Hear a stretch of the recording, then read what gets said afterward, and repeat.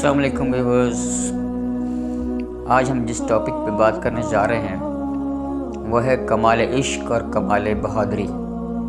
ایک صحابی رسول ہیں عبداللہ بن جحش رضی اللہ تعالیٰ عنہ۔ غزوہ احد کے موقع پہ انہوں نے سعد بن ابی وقاص رضی اللہ تعالیٰ عنہ سے کہا، اے سعد آؤ مل کر دعا کریں، اور جب ہم دعا کریں گے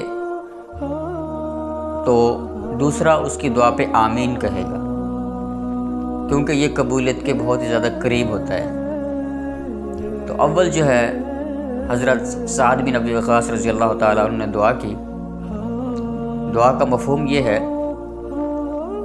اے اللہ کل کو میدان میں میرے مقابلے میں کسی بڑے بہادر کو مقرر فرما جو سخت حملہ والا ہو اور وہ مجھ پر سختی سے حملہ کرے اور میں بھی اس پر سختی سے حملہ کروں، اور پھر مجھے اس پر جو ہے فتح نصیب فرما کہ میں اس کو قتل کر دوں اور پھر اس کی غنیمت حاصل کروں۔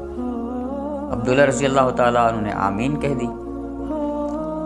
پھر اس کے بعد حضرت عبداللہ رضی اللہ تعالیٰ عنہ نے دعا مانگی کہ اے اللہ کل کو جب لڑائی ہو تو کل کو میدان میں میرے سامنے میرے مقابلے میں کسی بڑے بہادر کو مقرر فرما جو سخت حملہ والا ہو اور وہ مجھ پر شدت کے ساتھ حملہ کرے اور میں بھی اس پر شدت کے ساتھ حملہ کروں، اور پھر جو ہے وہ مجھے تیرے راستے میں قتل کر ڈالے اور پھر میرے آنکھ ناک کان بھی کاٹ ڈالے، اور پھر کل قیامت کے دن جب تیرے حضور میں پیشی ہو تو تو پوچھے اے عبداللہ یہ تیرے ناک کان کیوں کاٹے گئے؟ میں کہوں تیرے اور تیرے رسول کے راستے میں کاٹے گئے، اور تو کہے کہ واقعی سچ ہے میرے ہی راستے میں کاٹے گئے۔ تو اس پر سعد رضی اللہ تعالیٰ عنہ نے آمین کہی۔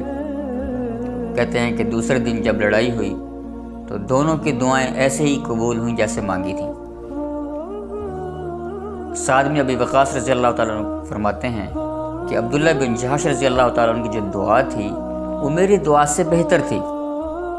میں نے اس دن دیکھا کہ عبداللہ رضی اللہ تعالیٰ عنہ کے کان ناک اور جو ہے نا یہ اعضاء جو تھے یہ کاٹ دیے گئے تھے اور دھاگے میں پرو دیے گئے تھے۔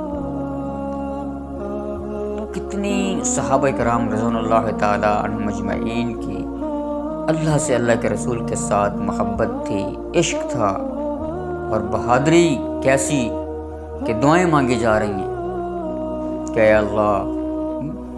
اے اللہ میرے مقابلے میں کسی بڑے بہادر کو مقرر فرما۔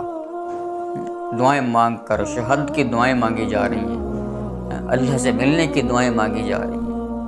فرمایا کہ اس قصہ کے اندر ایک جانب تو کمال بہادری ہے کہ بہادر دشمن سے مقابلے کی تمنا، اور دوسری جانب کمال عشق بھی کہ محبوب کے راستے میں اپنا سب کچھ قربان کرنے کے لیے تیار ہے۔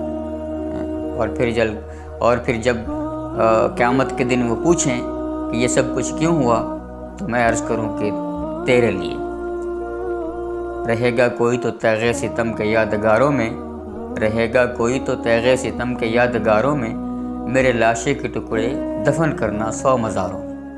السلام علیکم ورحمۃ اللہ وبرکاتہ۔ ملتے ہیں اسی طرح کسی اور اچھی سی ویڈیو میں، تب تک کے لیے اللہ حافظ۔